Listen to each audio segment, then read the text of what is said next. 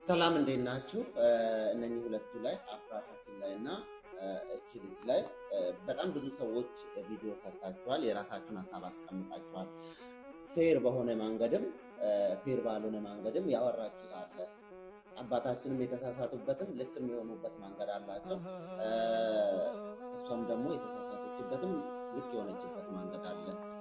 ከአባታችን ሲጀምር አባታችን ልጃቸውን አሳድገዋል። ሲያሳድጉ በስነ ስርዓት አለማሳደጋቸው ይሄ ልክ አይደሉም።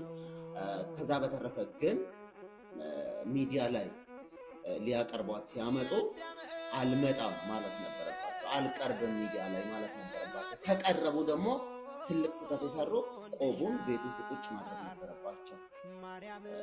ክህነት ይዞ ኢንተርቪው መስጠት ንግግር